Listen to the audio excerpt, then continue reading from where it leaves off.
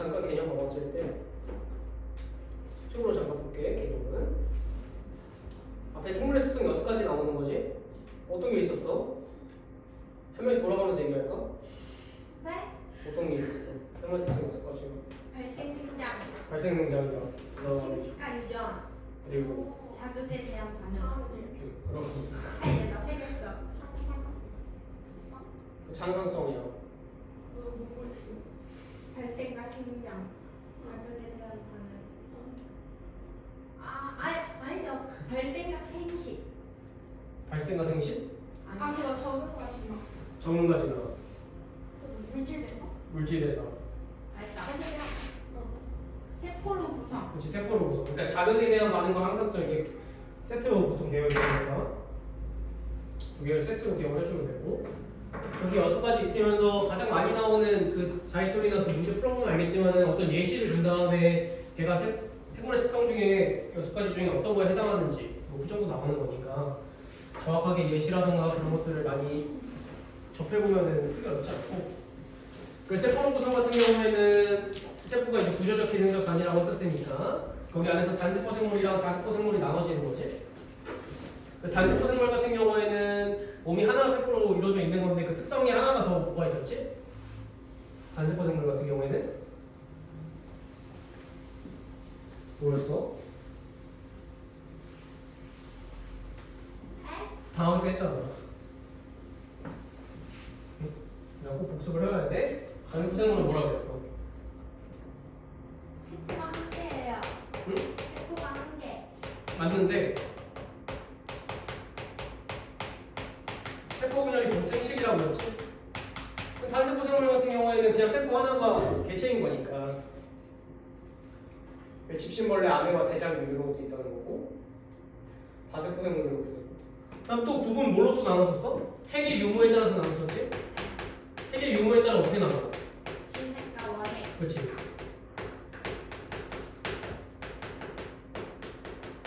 어떤 게 핵이 있는 거야? 진핵이 핵이 있어요. 그렇지? 진핵이 핵이 있는 거고 원핵이 핵이 없는 거지. 정확하게는 핵막이 없는 거지. 그러니까 DNA, 그러니까 유전물질은 있는 건데 핵막이랑 그 세포 소기관이 없는 거니까 원핵 같은 경우에는. 꼭 생각해주고. 그다음 물질대사 같은 경우에 동화작용, 유화작용 얘기하는 거지. 동화작용 같은 경우에는 저분자에서 고분자 합성되는 거니까 에너지 흡수, 흡별 반응. 맞지? 흡별 반응 같이 가는 거고, 이화작용 같은 경우에는 고분자에서 저분자로 분해해주는 건데 에너지 같은 경우는 방출인 거니까 발열 반응이겠다. 그렇지? 그 예시 어떤 것도 있었는지. 광합성은 동화작용, 세포는 이화작용.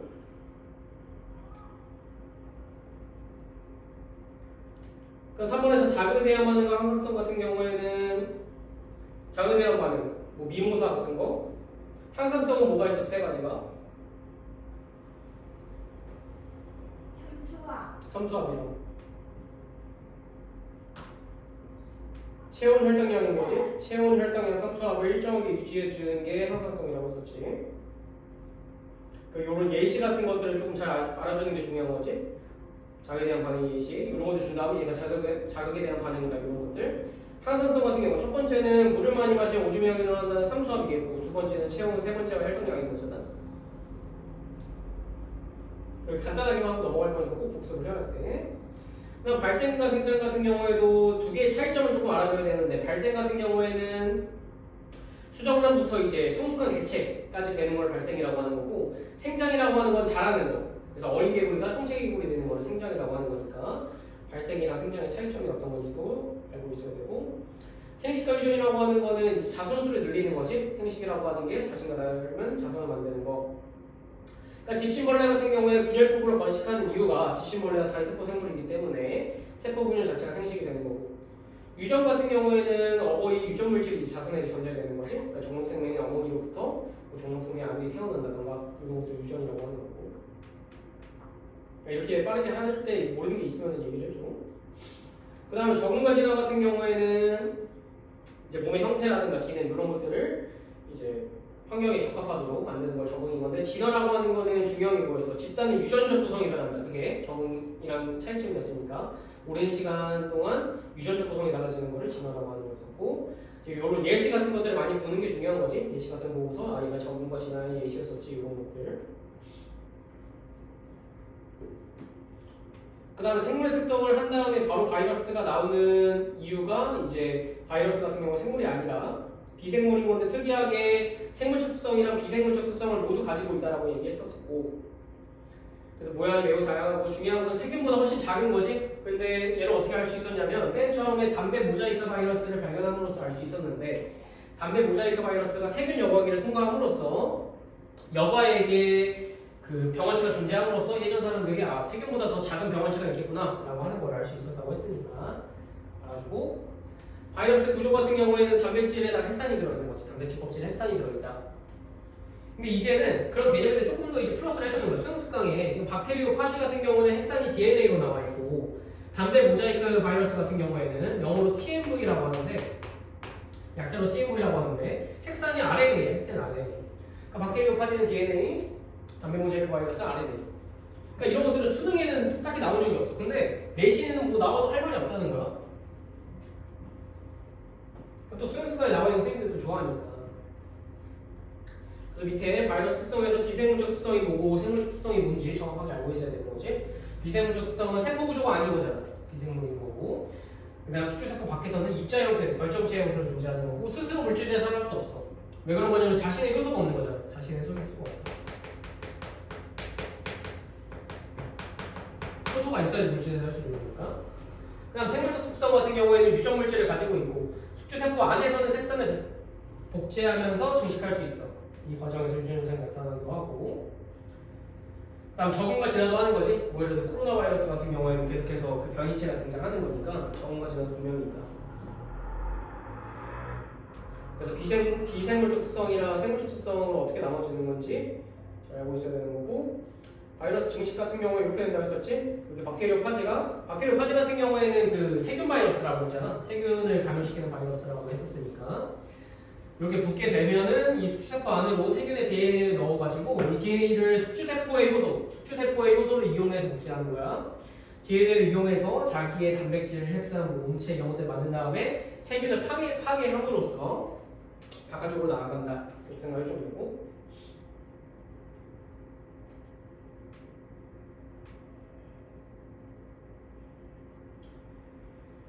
그 다음에 생명과학의 특성 같은 경우에는 그냥 읽어보면 되지. 근데 그 구조 자체가 분자, 세포, 조직, 기관, 개체, 개체군, 긴집, 생태계 이렇게 된다라고 하는 거.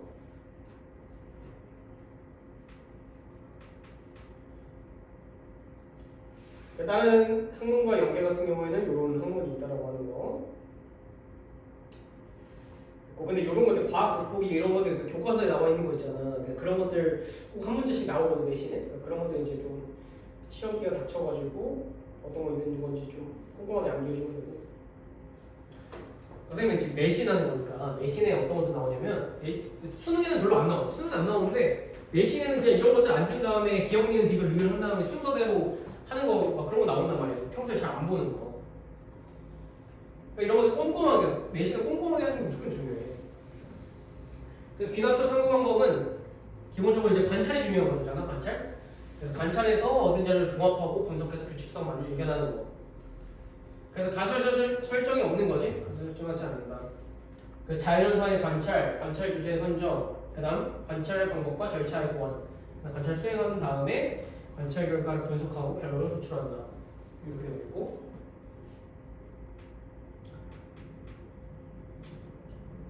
그래서 귀납적 탐구 사례 같은 경우에는 예시가 세포설이나 자연스택설 같은 경우에는 외워줘야 되지. 세포설이 귀납적 탐구의 사례라고 하는 건 이미 수능에도 나온 적이 있고, 이 세포설이라고 하는 게 현미경으로 관찰함으로써 그 생명체들이 세포로 구성되어 있다고 하는 걸 알았으니까는 대표적인 귀납적 탐구 사례 예시인 거고, 그 세포설이 귀납적 탐구 방법인 거고, 다윈의 자연스택설도 그 갈라파고스 군도에서 이제 핀치셀을 관찰함으로써 얻을 수 있었던 거니까 귀납적 탐구 방법이 예시다라고 하는 거.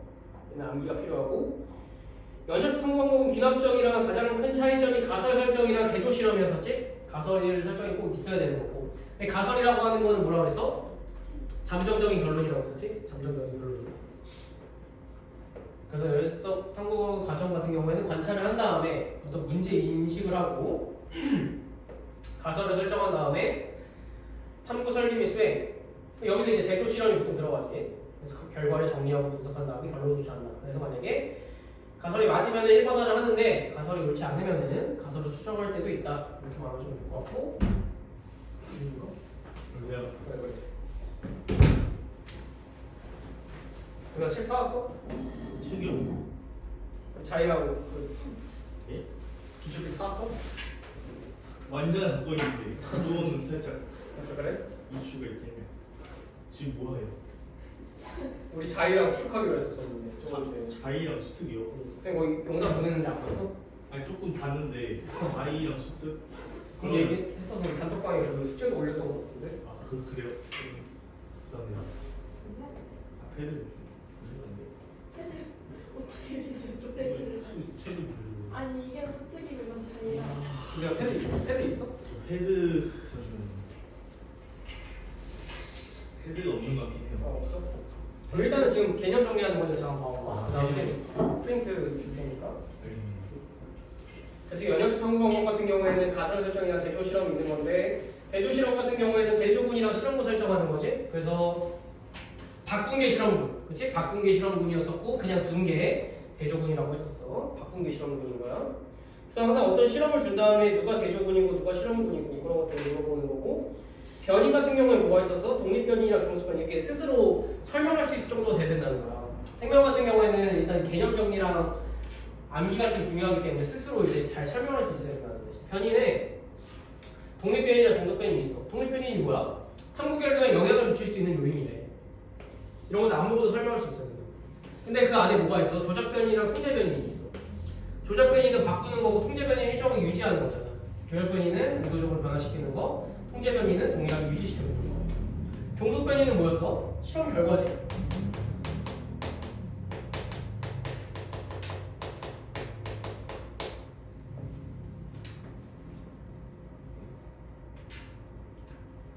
그래서 우리 그 수업 시간에는 그러니까 기출픽은 숙제고 그러니까 자습용을 풀고 기출픽은 그다음 수업 시간에는 자이랑 수특으로 할 건데 아 내일 바로 할게요. 이렇게 그 누구야 지은이랑 규리랑 일단은 뭐야 그 자이 일단 풀고 있어 볼래? 지금 규빈이 이제 프린트 좀 했을 테니까 자이 잠깐 풀고 있어 봐봐. 이제 학교 따로 하는 거예요.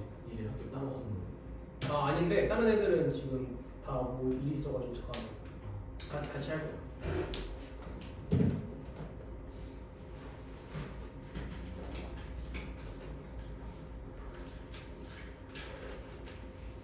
왜냐면 총 3번인데 좀 많잖아. 그러니까 뭐 너무 그거 하면은 뭐 자이나 다른 거는 사도 뭐 만약에 패드로 볼 거면 선생님이 PDF로 보내줄 수 있으니까 뭐 편한 대로 그냥 책으로 사도 되고.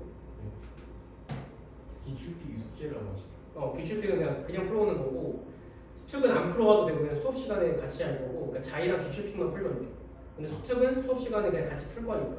그럼 저그 수특하고 그 기출픽은 PDF. 그걸 자이만 예. 하고.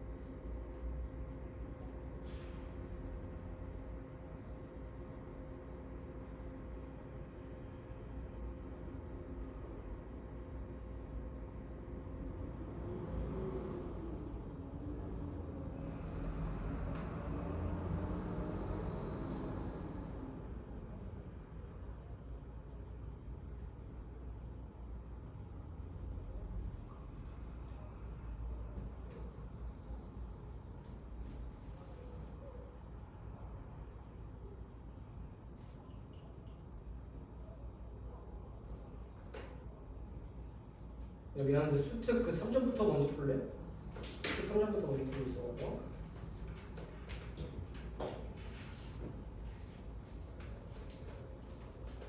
이 앞쪽은 막 자기가 자이 그 기출이어도 막 크게 어렵지 않으니까는.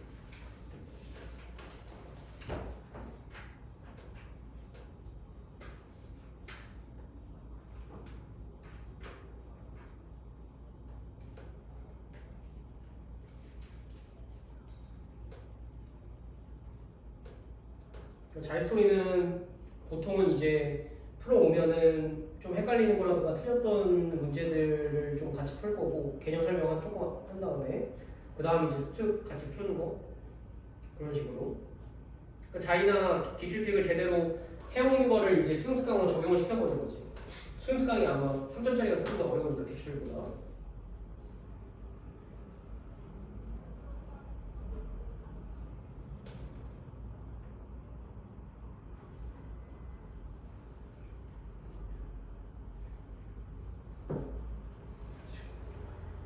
시험도 생명체계.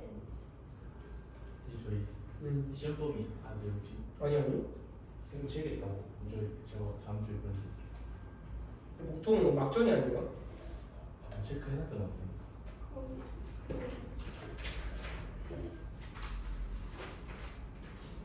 자극의 전달 그치. 거기까지일까요? 보통 거기까지 항상 해가지고 그러니까 앞에는 최대한 빠르게 이제 개념 이해한 다음에 암기하면 사실 거의 틀릴 일이 없거든. 계속해서 반복해서 풀면 되는데 이제 막전이 그 자극 전달 그쪽이 조금 어렵다 보니까 그쪽에서 보통 1, 2등급이 걸리니까는 당연히 앞에도 허투루 하면 안 되지만은 이쪽이 저번에 했던 거에서 조금 더 나가야 되니까.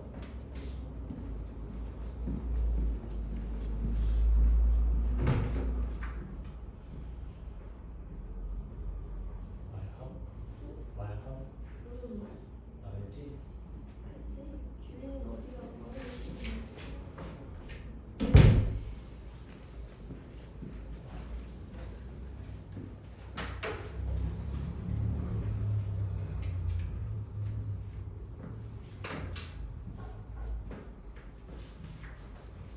이게 풀린대요.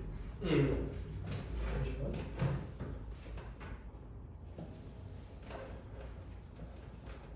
그러니까 원래는 이제 자기를 풀어왔어야지 그 좀 같이 볼 건데 금방 풀려 자기.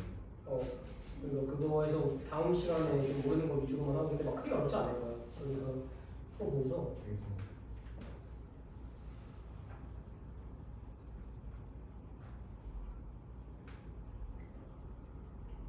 또 문제를 선생님이 다 풀지를 못하잖아 2시간 안에. 그러니까 풀다가 또 모르는 거 있으면 선생님한테 보내면은 캡처해서 보내면 선생님이 최대한 영상으로 찍어서 보내줄 테니까는 풀어보면 될 것 같고.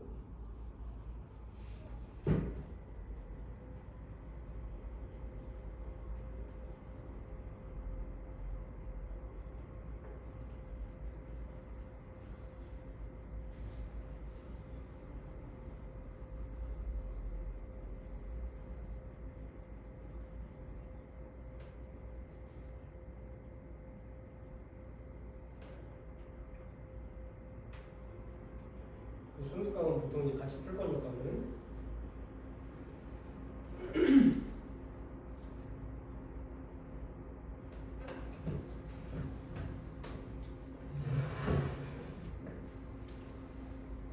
일단 2번 했을까 2번? 2번 했으면 2번 몇 번이야 이거? 규빈아 2번 했어? 하고 있어요. 천천히 해봐봐.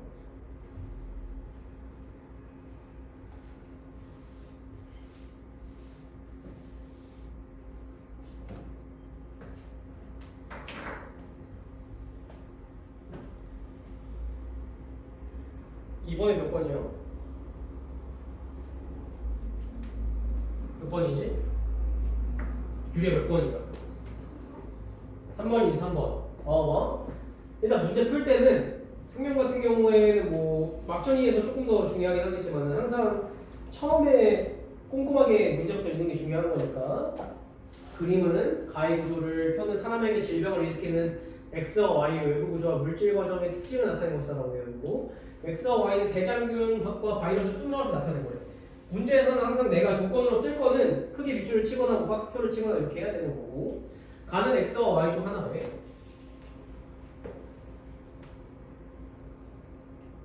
x는 세포벽과 세포막, 그러니까 대장균과 바이러스를 순서 없이 나타내는 거였잖아, x랑 y가. 근데 x가 지금 외부 구조가 세포벽과 세포막이 있네. 그럼 x는 뭐야? 대장균인 거지. y는 바이러스겠네. 대체 왜? 세포벽과 세포막이라고 하는 건 세포 구조가 있다는 건데 바이러스는 세포 구조가 아니잖아. 단백질 껍질이랑 핵산으로 되어 있으니까. 그 다음 여기 물질 과정의 특성에서도 숙주세포 내에서만 물질 대사 가능하다고 했으니까. 그럼 가 같은 경우에 단백질 껍질에 DNA 있으니까 얘는 바이러스네. 그럼 가가 Y가 되겠네. Y는 세포막을 갖는다. 바이러스인데? 세포 구조가 아닌데? 스스로 물질 대사가 가능하다. 대장균 맞지? 대장균이라고 하는 건 세균인 거잖아, 세균. 세균. 세균 같은 경우에는 우리 뒤에서 하겠지만은 세균 같은 경우에 단세포 원핵생물이에요.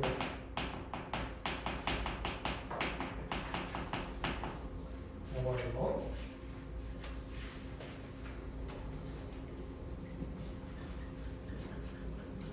세균 같은 경우 단세포 원핵생물.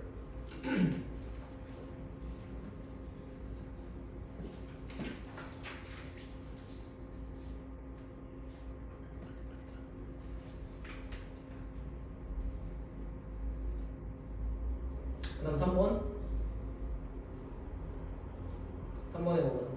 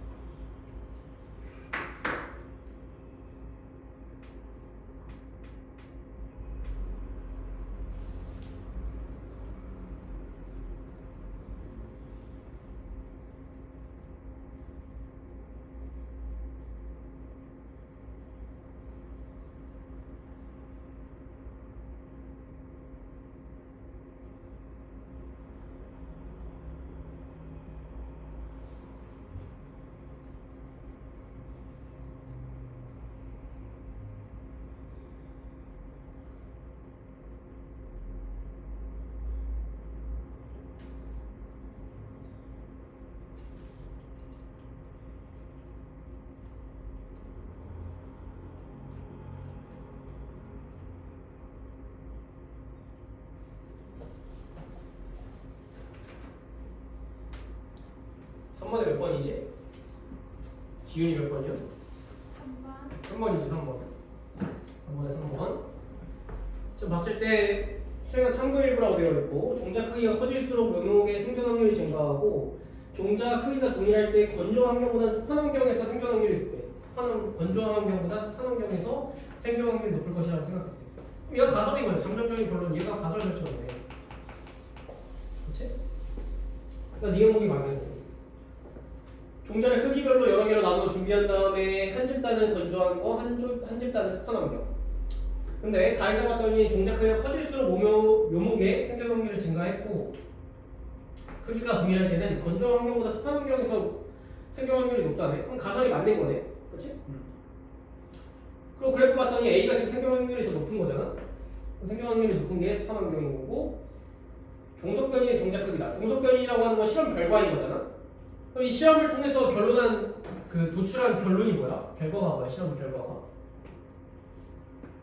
그게 다 뭐지? 그 건조한 환경보다 습한 환경에서 몸이 생존력이 높다는 거 뒤에서 종속변이. 그러니까 종속변이 뭐라고 해야 돼? 뭘로 고쳐야 돼? 네? 종속변이 네? 종속변이는 뭘로 고쳐야 되지? 지금 종자 크기가 아니잖아. 아 종속변이는 묘목이 생존 확률. 그렇지. 생존 확률이라고 고쳐야 돼. 생존 확률. 그러니까 이런 식으로 공부할 때는 틀린 것들을 어떻게 맞는 범위로 고칠 수 있는 건지 가지고 할 수 있어야 되는 거고. 그다음 우리가 실전에서는 중간고사 볼 때는 시간이 좀 부족할 거란 말이야. 왜냐면 막전이기 때문에 막전에서 계산하는 문제가 좀 복잡하게 나오면 시간이 부족할 수가 있어. 그러니까 이런 문제는 조금 빨리 푸는, 특히 수능에서 많이 쓰는데 처음에 앞에서 가설 설정 한 게 나왔지. 그 다음에 가장 뒤로 간 다음에 일단 이 가설이 맞는지 틀린지부터 먼저 잠깐 확인하는 거야. 잠깐 확인한 다음에 가설 맞으면 아 그거대로 해석을 해주면 되는 거고, 만약에 가설이 틀리면 그거에 반대되는 걸로 우리가 자료를 해석해주면 되는 거잖아, 그렇지?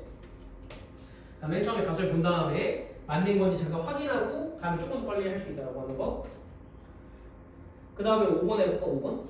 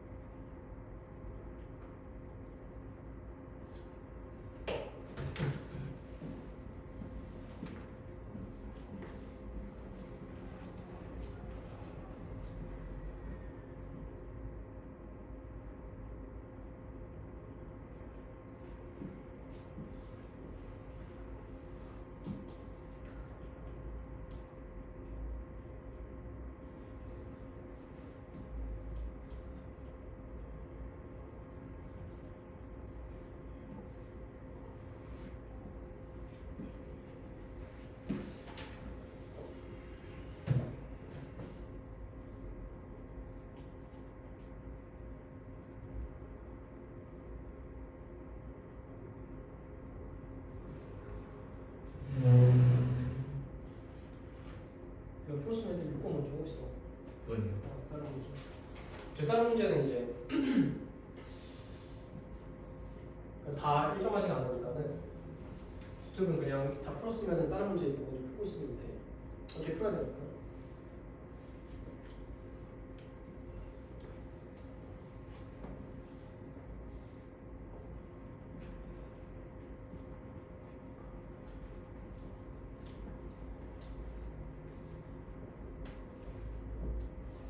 얘들 5번 됐을까? 5번 잠깐 볼게. 봐봐. 그러니까 이런 문제는 풀이 방법이 정해져 있단 말이야. 이런 것들은 많이 나오니까 기출이라든가 기출필이라든가 그런 문제집이 되게 많잖아. 봐봐. 그러니까 이거는 시간을 만약 무한대로 주면 누구나 다 풀 거잖아. 경우의 수인 거니까. 근데 우리는 최대한 정확하고 빠르게 푸는 게 중요한 거잖아. 그러니까 잘 봐봐. 지금 A부터 C의 특징 기억도 되게 유무라고 되어 있고, 그 다음에 대장균 민들레 사망 경우에 A랑 B는 O 아니면 X네. 그치? 그럼 이런 문제가 나왔을 때는 이렇게 특징이 나와 있잖아. 특징이 나와 있고 쟤가 이제 안 나와 있단 말이야. 그럼 여기에다가 각각 어떤 것들이 해당하는지부터 먼저 쓰는 거지. 그치? 그러니까 광합성 하는 것들 같은 경우에는 민들레 너무 다 쓰지 말고 이렇게 한 글자만 쓰는 게 낫잖아. 그럼 바스포 생물 같은 경우 어떤 거야? 민들레랑 사망 경우. 아까 대장균 같은 경우에는 단세포 원액 생물이라고 했었어. 세균 같은 경우에. 그 다음 저분과 진화 같은 경우는 생물이만 하는 거니까 대장균이랑 민들레랑 사망경 세 가지가 다 되는 거지. 그럼 봤을 때 하나하나 이제 체계적으로 푸는 게 중요한 거야. A, B, C가 지금 대장균, 민들레, 사망경인 건데 민들레 같은 경우에는 전부 다 있어야 되는 거잖아, 특징이. 근데 A랑 B 같은 경우에는 A, B가 섞여 있으니까 그럼 B가 무조건 민들레가 될 수밖에 없겠네. 전부 다 동그라미여야 되는 거니까. 그럼 A가 동그라미라고 나오는데, 그렇지? 그럼 A가 동그라미야. B는 X야. 그럼 C 같은 경우에는 동그라미가 하나만 있는 거니까 C 같은 경우에는 지금 대장균이 되겠네. A가 사망경우겠지? 그럼 특징 같은 경우에 니은 같은 경우에 전부 다 갖고 있는 거니까 얘가 니은이 되겠고, 대장균이가 그 다음에 사망경우 같은 경우에는 동그라미 2개 있어야 되는 거니까 여기 동그라미고 여기 동그라미여야 되는 거니까 얘가 기억이 되겠고, 얘가 기억이 되겠지 남은 거, 만들려면 되는 거. 이렇게 풀면은 어떤 논리의 비약 없이 하나하나 체계적으로 푼 거잖아. 최대한 이런 식으로 풀어주는 게 좋다는 거고, 나머지 됐지. 그럼 얘는 틀렸고, 기억도 기억을 지금했지. 다시 구성을 했다는 거니까. 각 생물을 구성하는 세포 수에 따라 생물을 구분할 때, 세포 수에 따라 생물을 구분한다라고 하는 게 단세포 생물인지 다세포 생물인지를 물어보는 거잖아. 그럼 C 같은 경우에는 지금 대장균인 거니까 대장균이랑 집신벌레가 동일한 집단이냐? 집신벌레는 단세포 생물이고 대장균 같은 경우에 단세포 원액 생물이라고 했으니까 맞는 거네. 그렇지? D가만 맞는 거니까 2번이다. 이런 식으로 이거 같은 경우에는 누구나 다 풀 수 있지만은 우리는 정확하고 빠르게 푸는 게 중요한 거니까 풀이 방법만 어떻게 하는지 익히면은 될 것 같고,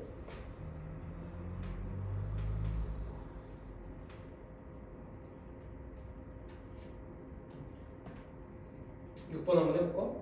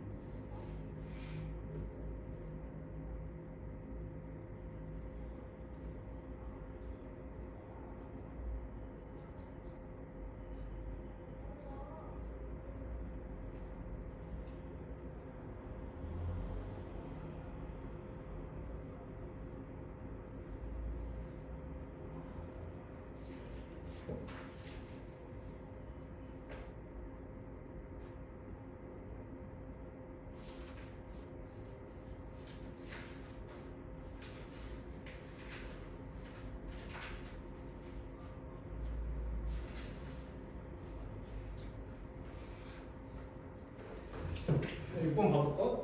탐구 과정이라고 되어 있고 뭐 이런 거는 이제 자유도 많이 나왔으니까 쭉 연습해보면 되는데 지금 순서대로 안 나와 있잖아. 그럼 쭉 읽어봤을 때 맨 처음에 관찰인 거죠. 관찰 다음에 지금 감설것이라 생각했다라고 했으니까 얘가 가설 설정이네. 그치? 관찰 다음에 가설 설정, 그 다음 대조 실험, 그 다음에 결론도 주는 거니까. 그러면 다라가 디귿에서 물어봤지? 가설 설정인 거니까 A는 새끼수가 3, 4마리다. 지금 보면은 새끼수가 많을수록 어버이 생존율이 낮다는 결론을 도출한 거잖아. 그럼 A 같은 경우는 생존율이 가장 높은 거니까 새끼수는 가장 적은 거겠지? B 같은 경우는 많은 거니까 3번이다. 이런 식으로 읽어주기만 하면은 크게 어렵지 않으니까. 약간 비문학 느낌인 거지? 잘하는 거예요. 다라나가 처음에 관찰했으니까 관찰 다, 그 다음에 가설 설정, 대조 실험, 결론을 줄인 거니까 달아나가네. 디귿에서 고치고 달아나가.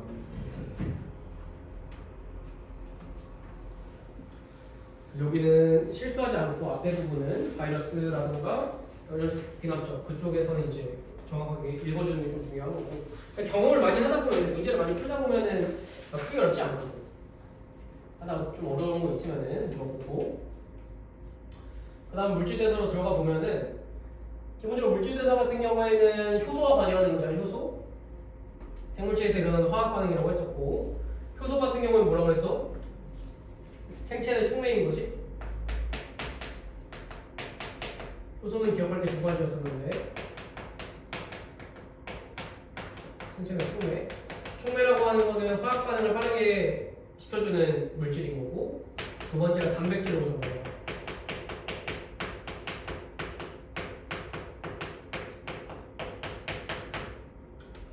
기억을 하셔야 되고, 물질대사 같은 경우에는 동화작용, 이화작용이 있는 거잖아. 동화작용 아까 얘기했다시피 이화작용이 마찬가지로 된다는 거고. 그래서 물질대사를 통해서 이제 에너지를 얻는다 이렇게 되어 있고, 뭐 예시로 나와 있는 목은 털 밑에 있는 근육이라는 거지. 여러 분자의 아미노산이 결합하여 머리카락을 구성하는 단백질을 합성한다. 아미노산이 단백질의 그 구성 성분인 거니까 아미노산이 저분자, 단백질이 고분자가 되겠지. 간에서는 여러 분자의 포도당이 결합하여 글리코젠을 합성하고 글리코젠을 포도당으로 분해한다 이렇게 되어 있고, 근육에서는 포도당을 이산화탄소로 물로 분해한다. 세포음 얘기하는 거지. 이자에서는 아미노산이 결합하여 소화효소 단백질을 합성한다 이렇게 되어 있네. 근데 봐봐. 이렇게 죽어서 이렇게 줬어. 이렇게 죽어서 만약에 이자를 먹을까? 이자 먹어. 여러 분자의 아미노산이 결합하여 소화효소 단백질을 합성한다 이렇게 되어 있어. 그 다음에 옆에다가 문제.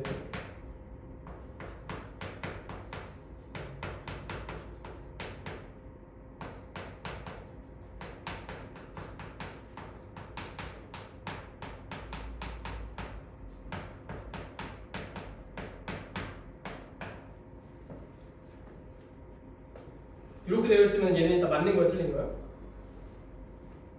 이렇게 문제 나와 있고 그 다음에 여기 옆에 이렇게 나와 있어. 그럼 맞아, 틀려? 이게 맞는 거라고. 이게 맞다고. 지금 이자에서 아미노산이 결합하여 소화효소 단백질 합성한다고 했었지. 그럼 얘는 뭐야? 얘는 동화야. 얘는 동화 맞아? 근데 지금 이자에서 이화작용이 일어나는지 안 일어나는지를 물어봤잖아. 그럼 이자 같은 경우에는 어쨌든 세포로 되어 있잖아. 그럼 세포로 되어 있으면은 물질대사 하는 거잖아. 물질대사는 동화작용, 이화작용인 거잖아. 그러니까 이화작용 무조건 일어나는 거. 세포 8%잖아. 이자가 세포에서도. 그러니까 무조건 맞다는 거야. 만약에 간세포에서 동화작용이 일어난다? 무조건 맞는 거야. 소장에서 동화작용이 일어난다? 그럼 맞는 거야. 왜 다 세포로 되어 있으니까. 세포로 되어 있으면 어떤 합성작용이라든가 분해작용이 무조건 일어나는 거거든. 그러니까 제일 가장 헷갈리는 게 이런 식으로 사실 잘 안 나오고, 근육이 우리 세포파는 걸로 알고 있잖아. ATP 만드는 거니까. 근데 근육 같은 경우에 동화작용 안 한다. 이렇게 헷갈리는 경우가 많아. 근데 근육 같은 경우에 근육 세포로 되어 있으니까 동화작용 당연히 하는 거거든. 알겠지? 어떤 기관을 준 다음에 물질대사 하냐? 그럼 무조건 맞는 보기인 거니까. 그 자이스토리에도 몇 문제 있을 것 같고.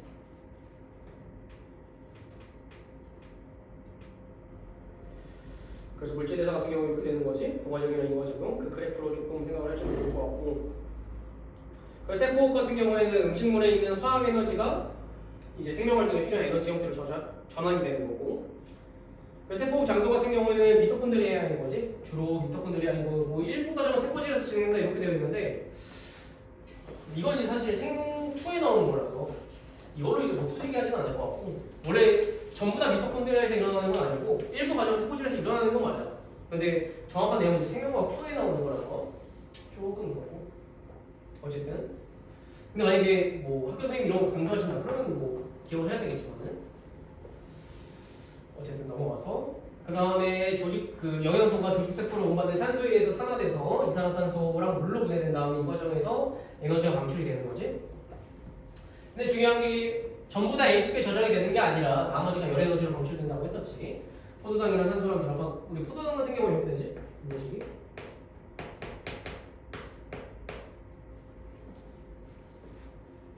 산소랑 결합해서 이산화탄소, 물, ATP랑 열 에너지가 같이 나오더라고 하는 거. 근데 보통 ATP 같은 경우에가 한 34% 정도 되고 열 에너지가 조금 더 많이 나와요. 96% 이 정도의 비율이라고 생각을 해주면 되고 이 열 에너지 같은 경우에 언제 이용된다 했어? 체온 유지였었지? 체온 유지 사용된다.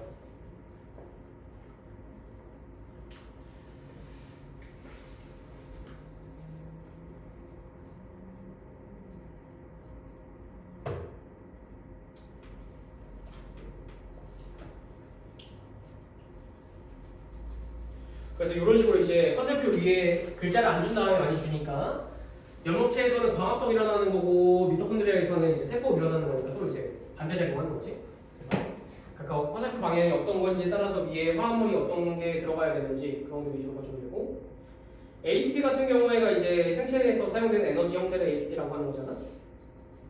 그래서 구조 자체가 아데노신의 3개 인산이 결합된 분자라고 했었고 아데노신이라고 하는 건 뭐였어? 아데닌에 리보스가 붙어있는 거라고 했었지? 아데닌에 리보스가 붙어있는 거에 3개의 인산기가 결합되어 있다. 에너지 저장 물질이라고 했었고 리보스가 뭔데?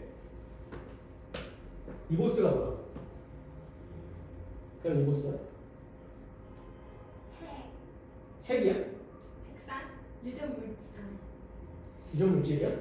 아니야. 리보스가 뭐야? 리보스 당이지 당. 네. RNA. 그렇지. RNA 구성한 얘가 당이고 아데닌은 뭐야? 염기지 염기? 당, 염기, 인산 이렇게 구성이 되는 거잖아 기본적으로.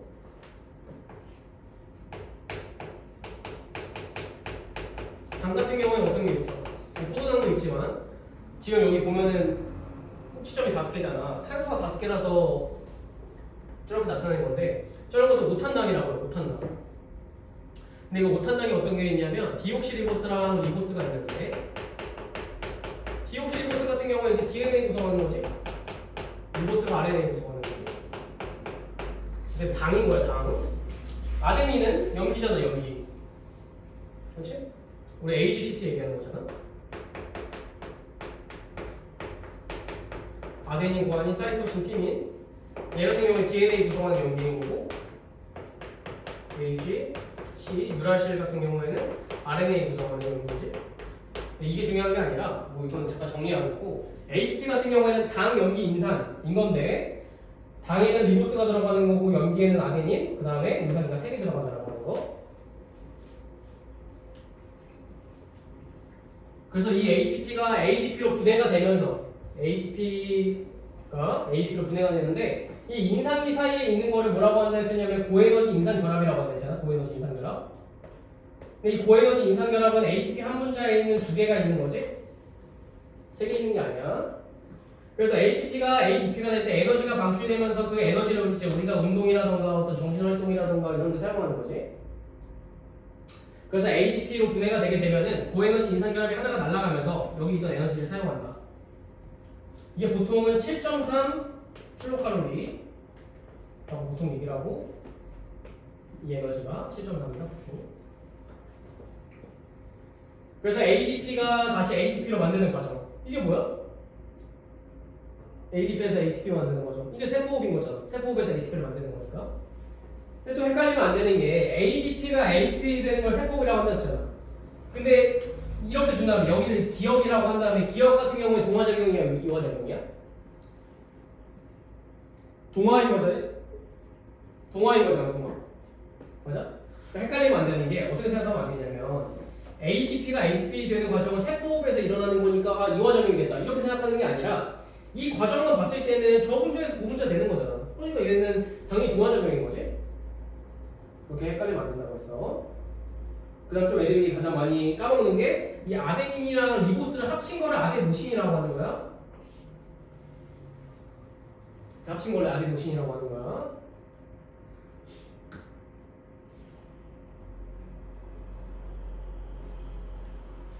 그럼 여기에 만약에 무기인산이 하나 더 떨어졌어. 고에너지 이산결합이 하나 더 떨어졌어. 그럼 걔를 뭐라 하는 거였어?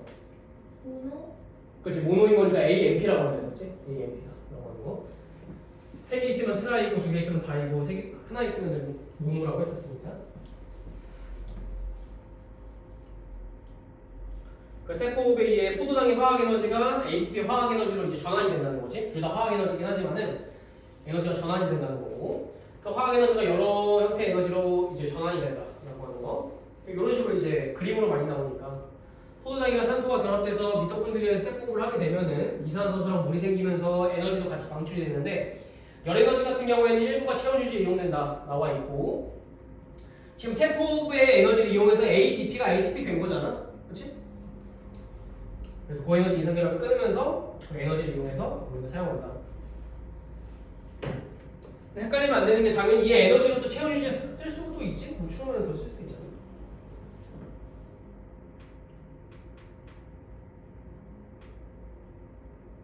효모는 뭐야? 효모는 뭐 하느라 했어?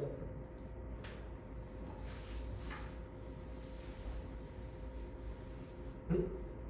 그래요? 효모랑 효소랑 헷갈리면 안 되지? 효모는 기억해야 될 게 두 가지였었지. 뭐였어?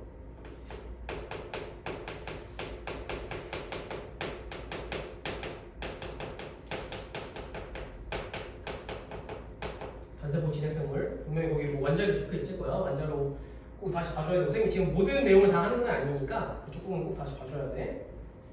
그 다음 또 뭐였어? 알코올 발효라는 거.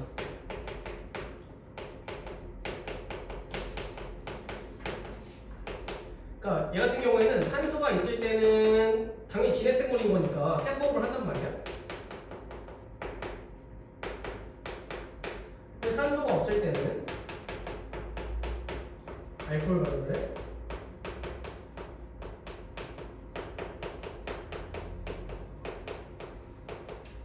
알코올 발효라고 하는 거는 포도당이 산소 없이 CO2랑 에탄올, 이 에탄올이 알코올인 거니까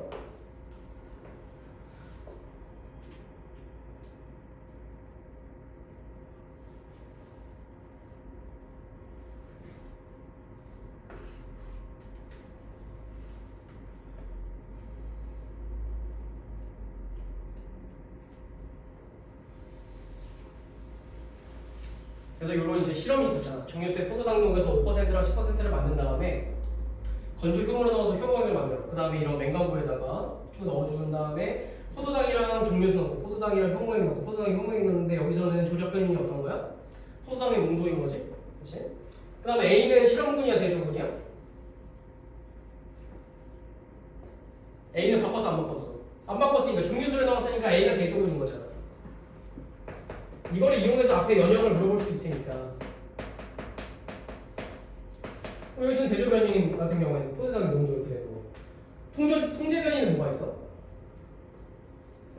통제 변이는 뭐가 있어? 통제 변이만 서술하라고. 통제 변이 두 가지를 서술하래. 서술형으로.